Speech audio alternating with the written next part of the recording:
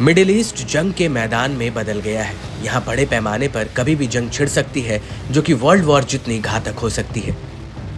एक ओर इजराइल की सेना ने गाजा शहर और दक्षिणी लेबनान में हमला करना जारी रखा है, तो वहीं दूसरी ओर हमास और उसके प्रतिरोधी गुट इजराइल के नाक में दम किए हुए हैं। इस कड़ी में अब इजरायली बलों के लिए सबसे बड़ा चैलेंज हिजबुल्लाह है, जो लगातार अपने हमलों से उत्तरी इजराइल में तबाही फैला रहा है।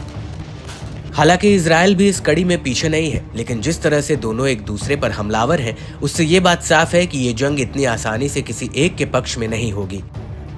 इजराइल ने जुलाई के अंत में हिजबुल्लाह के टॉप कमांडर फौज शुकूर को मार गिराया था, और यही वो हमला था जिसने इजराइल और हिजबुल्लाह के बीच दुश्मनी की दीवार को और ज्यादा पक्का कर दिया। फौज शुकूर की मौत के बाद से हिजबुल्लाह बदला लेने के लिए लगातार इजराइल पर ड्रोन, रॉकेट और बम बरसा रहा है, और इसी कड़ी में एक बार फिर से हिजबुल्लाह ने इजराइल के इलाकों को दहला दिया है। हिजबुल्लाह ने शहीद कमांडर फौज शुकूर की हत्या के जवाब में कब्जे वाले फिलिस्तीनी क्षेत्रों में बड़ी संख्या में ड्रोन लॉन्च किए। इसके साथ ही प्रतिरोधी ने उत्तरी कब्जे वाले फिलिस्तीन में कब्जे वाले बलों से संबंधित कई स्थलों, सैन्य बैरकों और आयरन डोम प्रतिष्ठानों पर मिसाइलों की भारी बारिश की है। हिजबुल्लाह ने आगे कहा कि ये सैन्य अभियान कुछ समय तक जारी रहेंगे, जिसके बाद एक व्यापक बयान जारी किया जाएगा। इस बीच हिजबुल्लाह ने एक बयान जारी कर कहा कि हम दोषियों से बदला जरूर लेंगे। इसके साथ ही हिजबुल्लाह ने भी इजराइल पर ड्रोन से एक साथ करीब 320 हमले किए हैं और उनके 11 मिलिट्री ठिकानों को टारगेट किया है। हमले की जिम्मेदारी लेते हुए हिजबुल्लाह ने कहा कि उसने अपने सैन्य कमांडर फौज शुकूर की हत्या के जवाब में यह हमला किया है।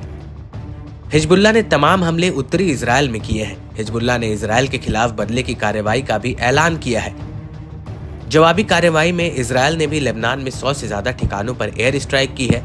साथ ही देश में 48 घंटों की इमरजेंसी घोषित कर दी है। तेल अवीव में प्रधानमंत्री नेतन्याहू और रक्षा मंत्री योव गैलेंट हालात पर नजर बनाए हुए हैं। इस हमले के जवाब में नेतन्याहू ने बैठक की है और हालात का जायजा लिया। सुरक्षा कैबिनेट बैठक में प्रधानमंत्री बेंजामिन नेतन्याहू ने कहा कि आज सुबह हमें इजराइल पर हमला करने के लिए हिजबुल्लाह के प्लान की जानकारी मिली है। לפנות בוקר אנחנו זיהינו היערכות של חיזבאללה לתקוף את ישראל. בעצה אחת עם שר הביטחון והרמטכ"ל, הנחינו את צה"ל לפעול באופן יזום להסיר את האיום. צה"ל פועל מאז בעוצמה לסכל את האיומים.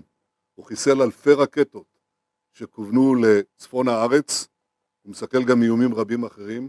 פועל בעוצמה גדולה, הן בהגנה והן בהתקפה. אני מבקש מכם, אזרחי ישראל, להישמע להנחיות פיקוד העורף. אנחנו נחושים לעשות הכל כדי להגן על המדינה שלנו, להחזיר את תושבי הצפון בבטחה לבתיהם, ולהמשיך לקיים כלל פשוט. מי שפוגע בנו, אנחנו פוגעים בו.